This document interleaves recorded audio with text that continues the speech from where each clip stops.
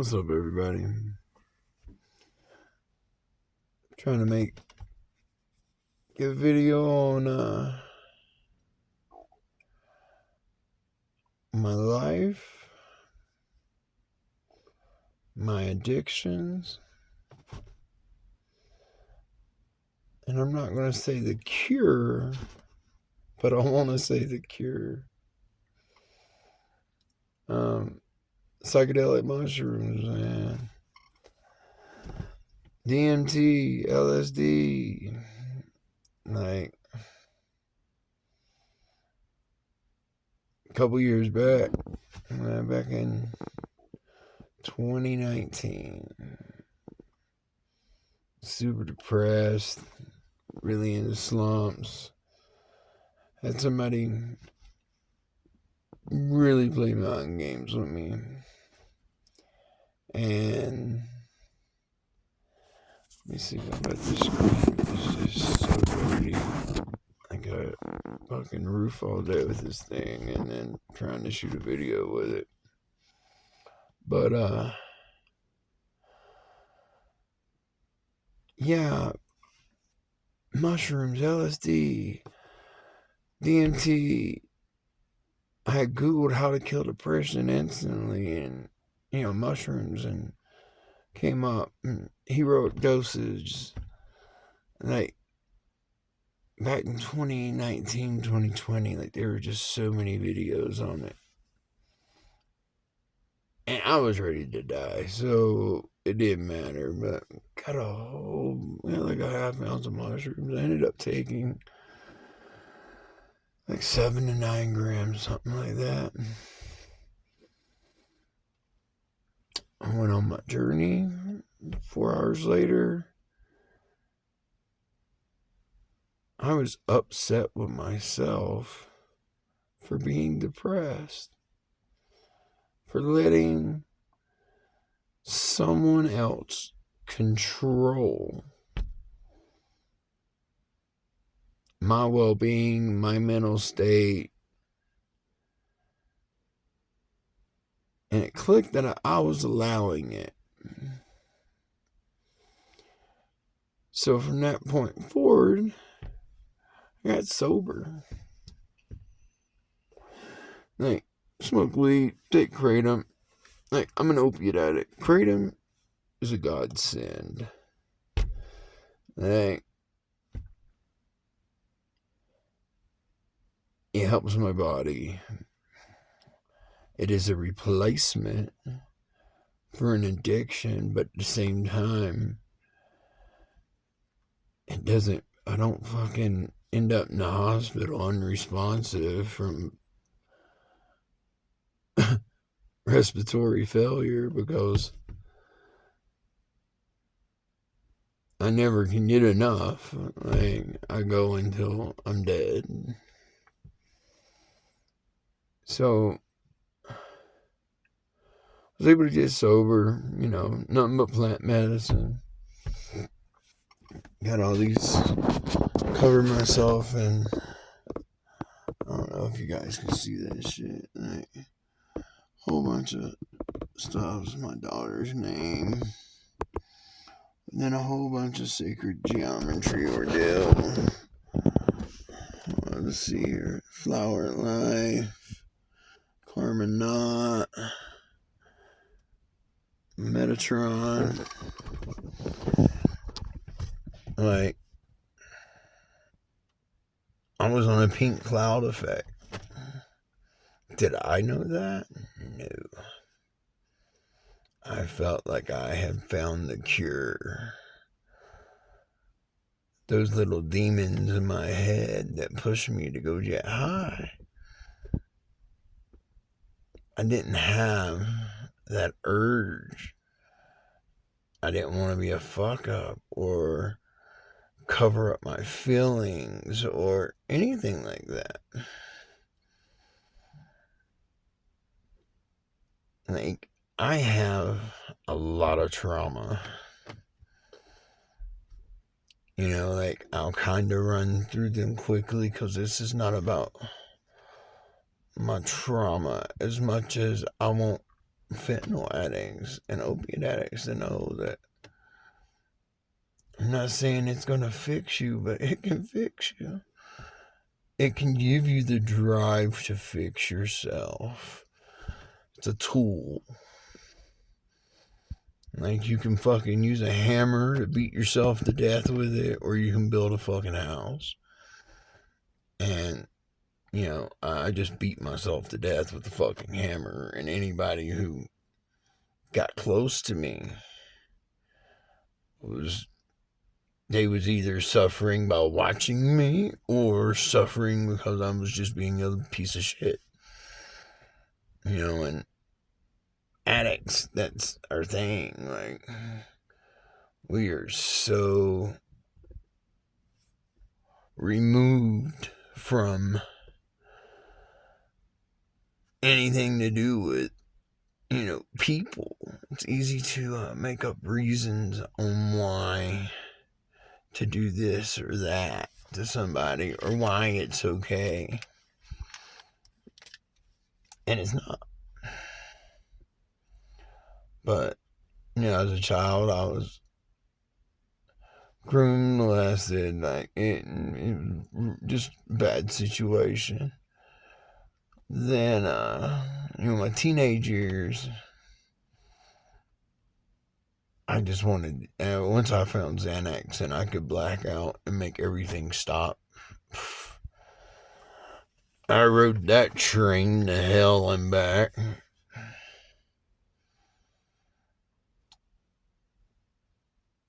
And then at 24 years old, a 4-year-old little girl, she was beaten to death by my ex-wife's boyfriend. So after that, for the next, many years, I just wanted to die. And I found out I had another kid on the way.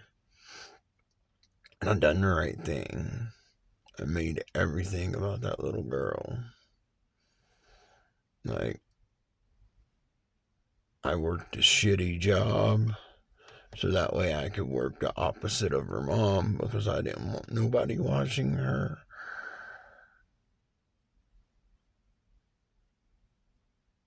I wasn't messing with drugs. I gained probably 150 pounds. It's the heaviest I've ever been in my life. It was the first 3-4 years of her life. And it was just a lot of trauma. And I wasn't dealing with it. I was just finding a new addiction, in which my daughter was my new addiction at that time.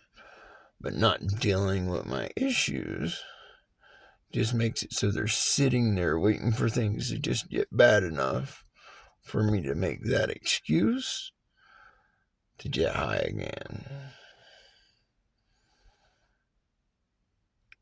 And then 2019, everything changed. I went on a large heroic dose of mushrooms, and then I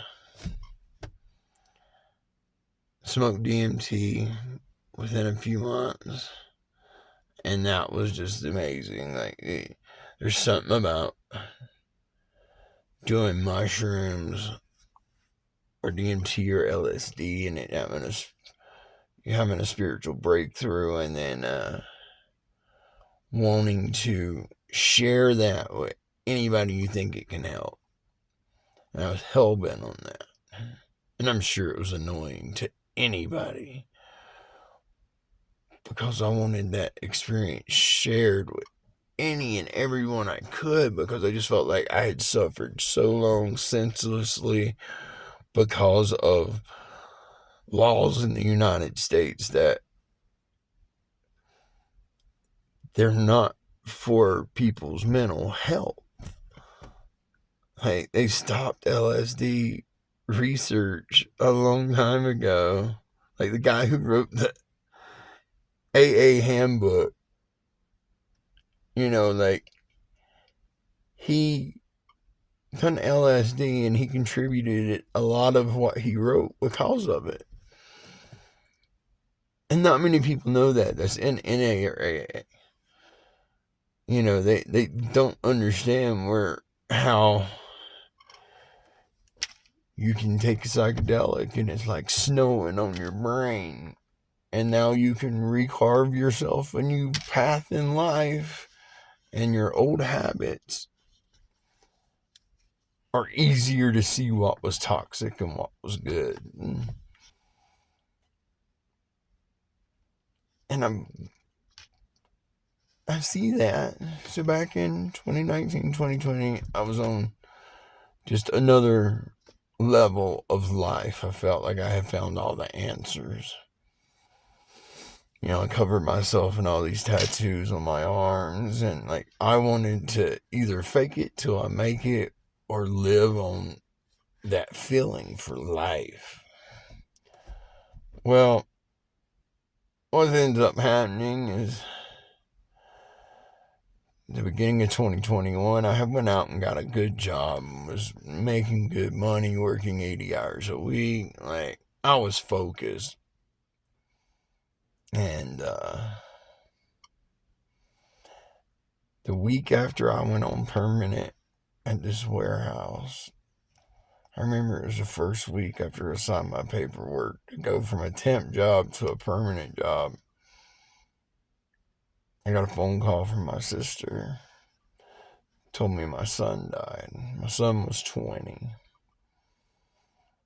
And it was a fentanyl overdose. He was in rehab in Tennessee for opiates and got high with somebody and died. Now, this is before I really knew too much about the blues or anything else. And it ripped my soul out. And all I done was just kept working. Like I took that day off, you know, a few days that week, but then I just went back and I tried to put myself as deep into my job as I could. And realized that, you know, only took 5 months. The wheels came off of me. And it was a combination of a lot of things, but it was my problem at the end of the day. So I ended up getting into blues by accident. Somebody sold them to me. I thought they were Percocet. I snorted 2 of those things. I threw up. Fucking scared to death, and I still went to work. And what happens? Going to work, and I'm blasted, and I don't realize that, you know, like I've been dosed with fentanyl. I damn near died that day. But then after getting through that day of work somehow, I end up going into a hardcore relapse for 3 months. It was 3 months before my ex found me laying in the bathroom floor. I had to call 911. It took me 6 days after that, and I admitted myself into rehab. Really nice rehab.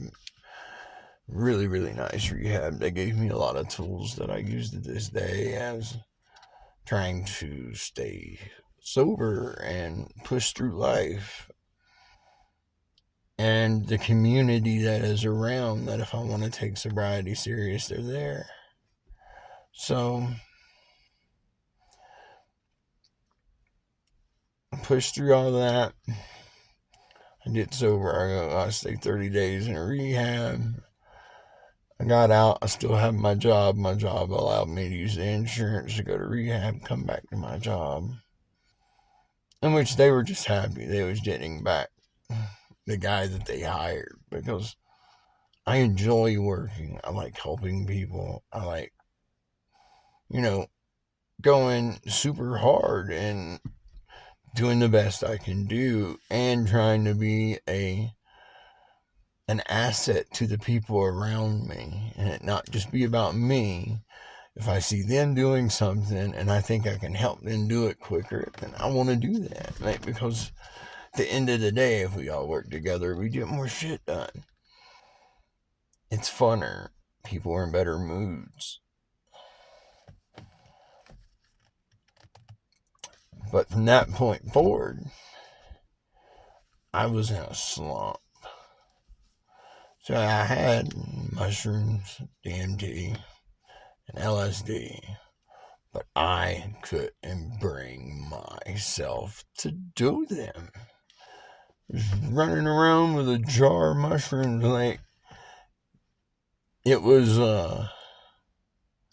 like I'm Lord of the fucking Mushrooms or Lord of the Rings or some shit. Like I'm protecting them from something. And looking back now, it was just like my problems in that jar.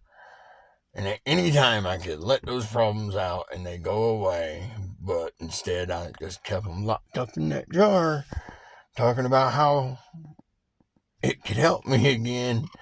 But I just couldn't get over the hump. Took me 2 years. 2 fucking years. Maybe even longer. I think I did try once, but I didn't really go down the rabbit hole the way I wanted. Like, I think, terrified of being happy again. Like, end of the day, it sucks when you go in that pink cloud effect and you think everything is great, and it's really not. Like, feels great in the moment, but you got to keep doing the work to make it stick and succeed. So I got back into drugs and fentanyl, and I got so sick the beginning of this year, it almost killed me. Like, I had gotten strep throat and I didn't know it because I was high. And I just thought it was a sore throat. Some, salt water, gargle that, and excuse all of my unpronounced words. It's not that I'm high. I'm just a Southern that was raised by a Southern woman, and pronouncing words isn't my strong suit. But, so I fought strep throat for a month and didn't know it. And I started getting real weak. By the time I got to the hospital, they told me that I didn't need to leave. Their recommendation was for me to stay. And they told me, they're like, you're close to a blood transfusion. You have a 7 red blood cell count. A 5 would be a blood transfusion because it's too low for you to live. And they're like, a 10.5 or 11 is what normal people have. So I'd really let myself almost die. Didn't even know it. So, got from that, and about 5 days ago or 6 days ago, after I got out of the hospital like a month ago, I'm still running around with my jar of mushrooms like I'm Lord of the Rings, protecting them from something, like protecting them from me eating them and feeling better. Fuck, I'm stupid. But I finally went down the rabbit hole on Sunday. Today is Thursday. Ate 3 hits of acid. Took, probably like 5 or 6 grams of mushrooms. I haven't had such a spiritual breakthrough as far as like it done something again. And now I'm scared. Because last time I felt like this, I was very complacent, thinking that I was fixed and this was a cure. So I got to remember all that. And that's kind of where this video comes in. Like, I've had so much happen in my life. And maybe somebody can take something from it. Like, one of my favorite YouTubers now is fucking JD Delay. And the dude's awesome. He actually, like the way he thinks about things. I agree in a lot of ways. But I want to make sure I let opiate addicts know that kratom can get you off of fentanyl without withdrawals. Like, I was able to do it. Keep a job. Well, go and get a new job. Get off of fentanyl. And be healthy again. So, take that for what it's worth. No, I am a drug addict. So, whatever alley you're sitting in and smoking blues and saying, oh yeah, he didn't have a habit. I had a habit up to like 60 pills a day at times. Like, death was around me all the time. But if I can get out of that situation and stop, so can you. And you ain't gotta be sick. Take some of that money. Go buy yourself a kilo of kratom. Is it going to take a half ounce of it to probably stop your withdrawals? Yes. But is it safer than the fentanyl they're cooking in Mexico that has trank in it that's eating holes in everybody's body? I definitely guarantee you positively that kratom is better than that. You will feel way better than that. But just want everybody to know, man, there's a way out. Peace and love. Life can get better. My life is going to get better. And I think I'm going to start making these, like, vlog ordeals. And I don't know. This stuff has been in my head about making YouTube videos for a very long time. About my life. Not just about anything. But specifically my life. Because when I tell people my story, they're like, how are you still alive? How am I not on a corner holding a sign instead of having a decent job? Some of that is perseverance. Some of that is my drive. A lot of it is luck and the universe. But I think everybody has that chance. You just gotta grab it. We don't have to die. We don't have to let this fentanyl shit kill everybody in America. It's done took my son. It's almost took me. And I don't want it to take any of you guys. But have a nice one. I'll get back at you sometime here in the near future. Leave a comment or a question. Share my story. Like, once I have 50 subscribers, I'm gonna start making doing YouTube lives, and you gotta have 50 subscribers before you can go live.